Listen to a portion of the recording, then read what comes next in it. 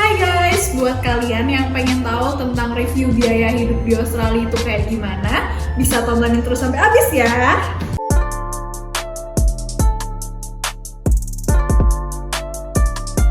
Halo Kak Sinta. Halo. Perkenalin, ini aku Salsa dan Erika. Kita mau tanya-tanya soal kakak nih seputar biaya hidup di Australia. Sebelumnya bisa perkenalan dulu Kak Sinta? Halo, jadi nama saya Sinta, saya umur 22 tahun. Saya tinggal di Australia, tepatnya di kota Sydney, udah sekitar 3 tahunan, kurang lebih 3 tahun setengah. Langsung aja kita ke pertanyaan yang pertama ya Kak Sinta. Yang pertama itu kita mau nanyain pengeluaran di Australia itu apa aja sih Kak? Pengeluaran di Australia itu sih yang paling pertama dan yang paling dibutuhin itu adalah apartemen ya, tempat tinggal, kos lah depannya kalau kita ngomong bahasa Indonesianya.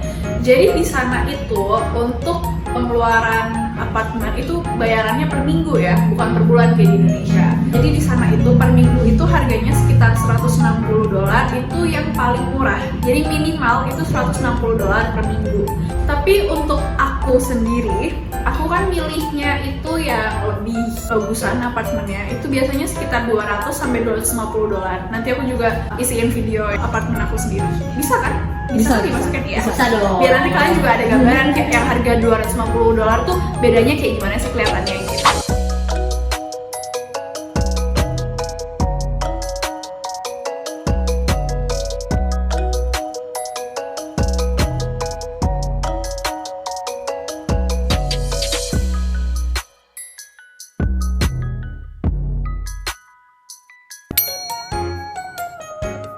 Kalau untuk makannya di sana gimana Kak? Berapaan nih kira-kira harganya makanan di sana?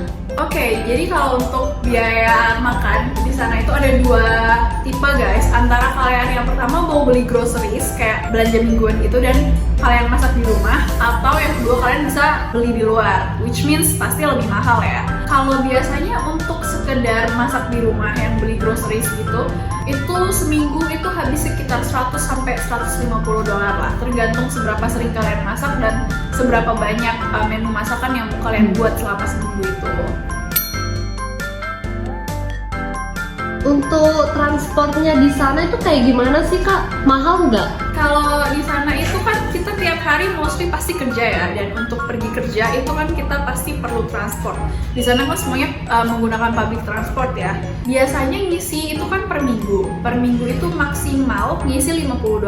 Itu kalau kalian kerjanya jauh-jauh. Jadi kayak PP selama seminggu dan itu agak jauh jaraknya, itu biasanya habis sekitar $50 seminggu. Tapi kalau misalkan tempat kerja kalian dari rumah itu lumayan deket, nggak terlalu jauh, itu biasanya nggak sampai 50, paling sekitar $30 sampai $40 seminggu itu udah cukup guys. Iya, jadi nggak terlalu banyak juga ya ngabisinnya ya Kak ya? Enggak sih, sebenarnya di sana itu relatif murah untuk public transportnya kalau dihitung dengan uang yang kita dapetin dolar sana ya guys. Jadi kan kita di sana itu pasti punya yang namanya Opal Card ya, kayak kartu gitu. Ada juga video yang ngebahas tentang itu, jadi bisa kalian lihat juga ya. Jadi kita dapat kartu itu dan kita tinggal tap-tap aja setiap kita naik dan turun dari public transport. Untuk cara ngisinya itu kalian bisa langsung dari aplikasinya, atau di station, atau di kayak supermarket atau minimarket itu kalian bisa top up di situ. Jadi per minggu biasanya aku top up gitu.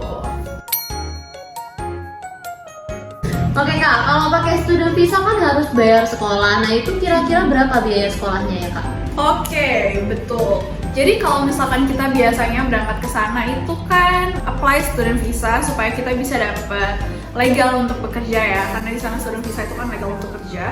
Biasanya kita itu ambil kampus yang murah-murah lah anggapannya ya, yang standar aja, bukan kampus-kampus mahal gitu.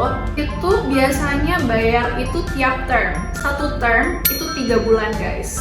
Dan biasanya untuk satu term itu kita bayar sekitar $1.500. Selain itu ada lagi nggak Kak pengeluaran di sana? Selain itu sih ya paling pengeluarannya buat pribadi aja ya, kayak misalkan mau beli barang atau misalkan kayak butuh beli apa gitu di rumah. Atau yang pasti mungkin juga perlu beli SIM card HP. SIM card HP, kartu telepon itu sekitar $30 itu bisa kalian pakai untuk sebulan. Jadi untuk kartu telepon itu hitungannya bulanan bukan mingguan. Itu aja sih biasanya yang diperluin buat pengeluarannya di sana. Sorry nanya dulu nih. Boleh. Berarti sebulan ganti terus kartunya? Enggak dong. Sebulan itu anggapannya beli kuota terus lah. Oh, kuotanya ya? Kuotanya ya. Berarti sama kayak di Indonesia lah? Iya, sama gitu. Jadi sebulan itu sekitar $30-50 tergantung berapa giga kalian perlunya. Oh, terus selain itu kalau untuk jajan-jajan nih kak, kakak sering jajan nggak sih? Karena ya gimana? Biasanya kalau misalkan kita mau beli makan di luar ya, kalau kita belanja makan di luar itu satu piring nasi gitu, itu sekitar $13-15. Sebenarnya kalau misalkan kalian sibuk dan ada waktu buat masak, kayak udah tiap hari kerja, jadi kan pasti lebih praktis buat beli makan di luar ya. Hitungannya memang lebih mahal kalau dibandingin masak, tapi balik lagi, namanya di Australia itu kita dibayar per jam, so time is money. Jadi dengan uang yang kalian dapetin buat kerja, itu tuh worth it buat kalian beli makan di luar. Kalau kalian nggak ada waktu buat masak karena terlalu sibuk kerja, itu worth it buat kalian beli makan di luar. Oke kak, selanjutnya nih kita mau nanya soal pendapatannya nih yang paling ditunggu-tunggu nih. Pendapatannya kalau di sana gimana sih kak? Oke, jadi kalau di sana itu gaji kita itu kan hitungannya per jam. Jadi sejam itu bisa digaji sekitar $20-25. Let's say seminggu itu kita kerja sekitar 40 jam ya. Biasanya kan mostly itu standarnya kerja seminggu itu 40 jam. Jadi kita sambil hitung-hitungan juga ya guys ya. $20 per jam dan kalian bisa kerja 40 jam seminggu, itu berarti kalian bisa dapat $800 ini setara dengan 8 juta rupiah guys, seminggu guys. Benar-benar so worth it itu memang. Kalau misalkan kalian dapat gaji $20, padahal di sana kalau misalkan kalian kerja, kalian bisa banget dapetin gaji yang lebih dari itu. Semakin lama kalian di sana kan pasti semakin banyak channel, semakin tahu kerjaan yang mana yang lebih worth it buat kalian itu. Jadi $800 ini cuma permulaan doang guys. Nantinya semakin lama kalian di sana pasti akan semakin naik.